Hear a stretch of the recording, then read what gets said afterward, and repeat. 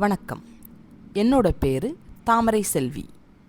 இன்னைக்கு நம்ம கேட்க போற படம் சுமதி என் சுந்தரி. வாங்க கேட்கலாம். அழகாபுரம் அப்படின்னு ஒரு எஸ்டேட் இருந்தது. அந்த எஸ்டேட்டோட முதலாளி பேர் ரத்னசாமி. அவரோட 2வது வைஃப் பேர் பார்வதி.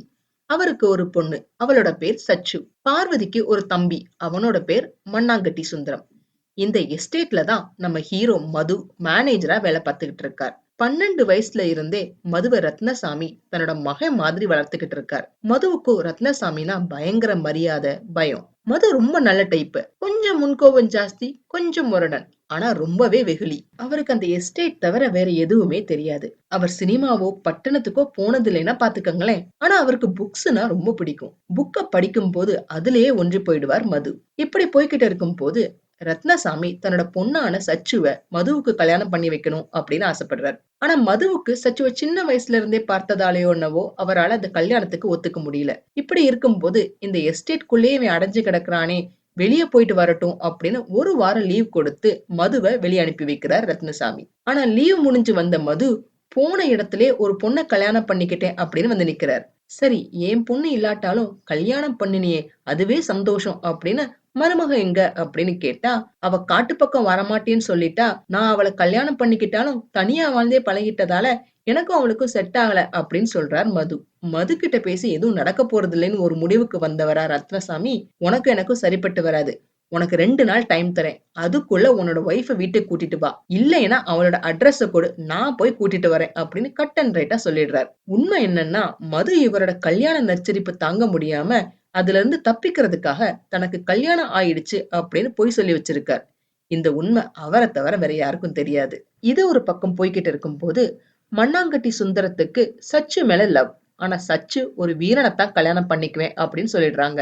எப்படியாவது அவளை இவரை லவ் பண்ண வைக்கணும் அப்படிங்கிற ஒரு கதை ஒரு சைட்ல ஓடிக்கிட்டு இருக்கு. சரி, ஹீரோவை பத்தி பார்த்தாச்சு.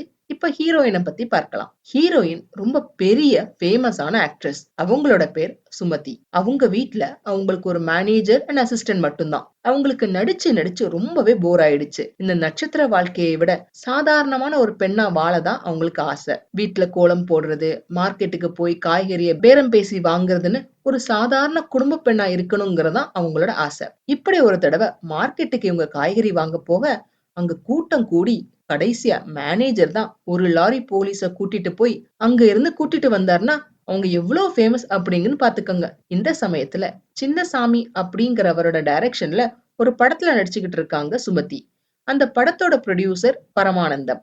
அவருக்கு ஒரு அசிஸ்டன்ட் ஜம்பு, பிளஸ் அந்த இடத்துல ஒரு பினான்சியரும் இருக்காரு. இந்த படம் முடிஞ்சதுக்கு அப்புறம் வேற எந்த படமோ இவெண்டோ கால் ஷீட் கொடுக்க வேணாம், தனக்கு ஒரு பிரேக் வேணும்னு சொல்லி மேனேஜர் கிட்ட சுமதி சொல்ல, இத கேட்டதும் மேனேஜருக்கு பயங்கர அதிர்ச்சி.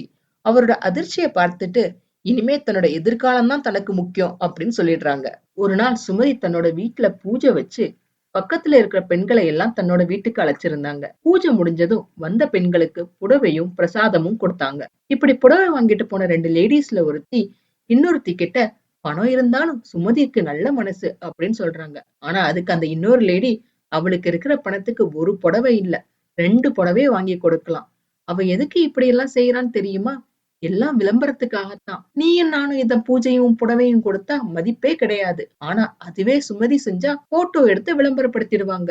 அவ எதிர்பார்க்கிறதும் அதுதானே அப்படின்னு ரொம்ப அநியாயமா சுமதி மேல பழி போட, அந்த இன்னொரு லேடி, அப்ப இது கூட ஒரு வகை நடிப்புன்னு சொல்லுங்க அப்படின்னு சொல்றாங்க. ஆமா, ஆனா இது வீட்ல நடிக்கிற நடிப்பு அப்படின்னு கேலி பண்ணிட்டு அங்க இருந்து போயிடுறாங்க. இது எல்லாம் சுமதி காதுல விழுந்துடுது. அப்ப சுமதிக்கு பக்கத்துல இருந்த இன்னொரு பொண்ணு, அவங்க பேர் மீனா, சுமதிக்கு ஆதரவா பேச, நான் நல்ல மனசோட தானே செய்யறேன், ஏன் இவங்க நடிப்புன்னு சொல்றாங்க? கடவுள் பக்தி அப்படிங்கிறது எல்லாருக்கும் பொதுதானே. நான் நடிகை அப்படிங்கறதால என்னோட புனிதமான உணர்வுகளை ஏன் இவங்க பேதப்படுத்தி பேசணும் அப்படின்னு ரொம்ப வருத்தத்தோட கேக்குறாங்க. அதுக்கு மீனா, அவங்க 2 பேரும் ஏதோ வம்பு பேசுறாங்க, அத பெருசா எடுத்துக்காதீங்க அப்படின்னு ஆறுதல் சொல்லிட்டு நான் கிளம்புறேன் அப்படின்னு சொல்றாங்க. ஆனா அவங்கள ஸ்டாப் பண்ணி அவங்களுக்கு ஒரு புடவையும் பிரசாதமும் கொடுக்கறாங்க சுமதி. சுமதி நடிச்சுக்கிட்டு இருந்த படப்பிடிப்பு கிட்டத்தட்ட எல்லாமே முடிஞ்சிட்ட மாதிரி தான். அந்த படத்தோட கடைசி கட்ட படப்பிடிப்பு எடுக்கிறதுக்காக அவுட்டோர் ஷூட்டிங் பிளான் பண்ணியிருந்தாங்க.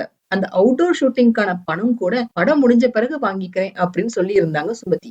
ஆனா ப்ரொடியூசர் பரமானந்தமும் ஹீரோயின் காசு கொடுத்தாதான் ரயில்வே ஸ்டேஷனுக்கே வருவாங்க அப்படின்னு சொல்லி பினான்சியர்ட்ட இருந்து பணத்தை கறந்திருந்தார். அவுட்டோர் ஷூட்டிங்கான படப்பிடிப்பு குழு எல்லாரும் ட்ரெயின்ல கிளம்பிட்டாங்க. சுமதியும் அவங்களோட அசிஸ்டன்ட் சுந்தரி மட்டும் ஃபர்ஸ்ட் கிளாஸ்ல போக மத்த எல்லாரும் தேர்ட் கிளாஸ்ல போயிட்டு இருந்தாங்க. அப்ப சுமதி, நம்ம கூட வந்தவங்க எல்லாரும் தேர்ட் கிளாஸ்ல ஜாலியா வர்றாங்க, நம்ம மட்டும் ஏன் இப்படி தனியா வரணும்? நெக்ஸ்ட் ஸ்டேஷன்ல நம்ம இறங்கி அந்த கம்பார்ட்மெண்ட்டுக்கு போயிடலாமா அப்படின்னு கேக்குறாங்க. ஆனா அதுக்கு சுந்தரி, நீங்க அங்க போனா கூட்டம் கூடிடும், பேசாம படுங்கம்மா அப்படின்னு சொல்லிட்டு அவங்க படுத்துடுறாங்க. ரெண்டு வெவ்வேறான உலகத்துல வாழ்ற நம்ம சுமதியும் மதுவும் எப்படி சந்திப்பாங்க? எப்படி சுந்தரி மதுவோட மனைவி ஆவாங்க? தெரிஞ்சுக்க அடுத்த பதிவை தவறாம பாருங்க. இந்த பதிவு உங்களுக்கு பிடிச்சிருந்ததுன்னா லைக் பண்ணுங்க, ஷேர் பண்ணுங்க, சப்ஸ்கிரைப் பண்ணுங்க. நான் போடுற வீடியோஸ் உடனுக்குடன் உங்களுக்கு தெரிஞ்சுக்கிறதுக்காக நோட்டிபிகேஷன் பெல்லையும் கிளிக் பண்ணுங்க. என்னங்க, கதை சுவாரஸ்யமா போய்கிட்டு இருக்கா? மிச்ச கதையை அடுத்து வரும் பதிவுகள்ல கேட்கலாம். நன்றி, வணக்கம்.